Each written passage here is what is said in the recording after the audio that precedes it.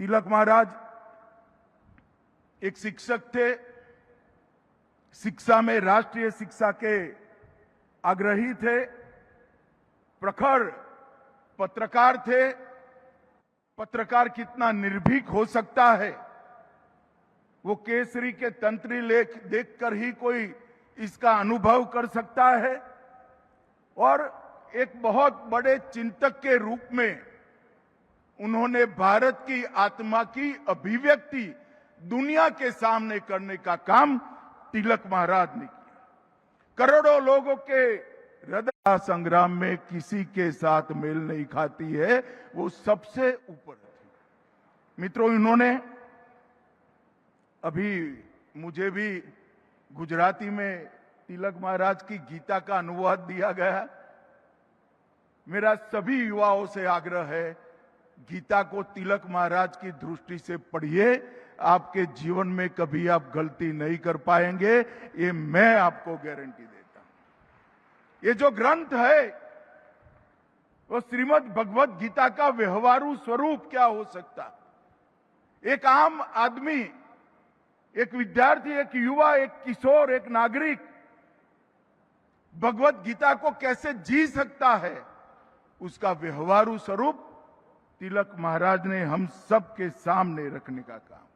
उन्होंने उस जमाने में new English school, Deccan education society और फर्ग्यूसन कॉलेज तक की पूरी शिक्षा की चक्र की व्यवस्था पुणे में करने की व्यवस्था की। और उन्होंने बुद्धि को ज्ञान देना ये शिक्षा का काम है। ये मंत्र दिया, चरित्र को दृढ़ीभूत करना वो शिक्षा का काम है। और शिक्षा प्राप्त कर कर जो बड़े होते हैं वो सभी भारत माता के चरणों में समर्पित करे, वो शिक्षा है। वो व्याख्या उन्होंने की।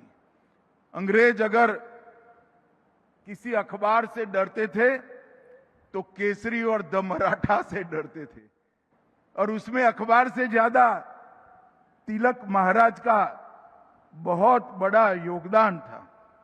उन्होंने पहली बार प्रस्तावित किया था कि राष्ट्र की चेतना को जगाए बगैर स्वतंत्रता अगर मिलती भी है तो वो स्वतंत्रता का कोई मूल्य नहीं है। राष्ट्र की चेतना को जगाकर ही स्वतंत्रता प्राप्त करनी चाहिए। दूसरा उन्होंने कहा था, संगठन के बगैर, जनशक्ति के बगैर राष्ट्र शक्ति कभी निर्मित नहीं हो सकती। और उन्होंने कई प्रकार के उत्सवों के माध्यम से न केवल महाराष्ट्र, देश भर की जनता को संगठित करने का काम किया। आत्मनिर्भरता, अनुशासन और उत्तरदायित्व को भी, कर्तव्यों को भी, इनके स्वराज पर के जितने भाषण हुए हैं उसको पढ़ोगे तो मालूम पड़ेगा कि आत्मनिर्भरता वो भी स्वराज का हिस्सा है। अनुशासन, डिसिप्लिन वो भी समाज का हिस्सा है, स्वराज का हिस्सा है। और कर्तव्य भाव देश के प्रति, हमारे संविधान के प्रति, वो भी स्वराज का हिस्सा है।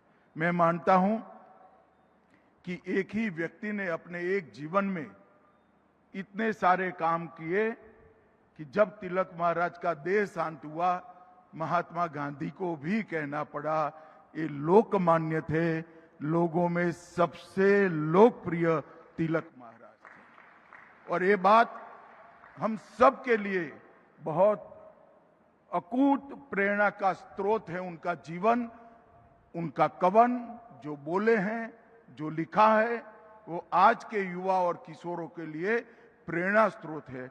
मैं सभी को मन पूर्वक अपील करना चाहता हूं, तिलक महाराज को पढ़िए।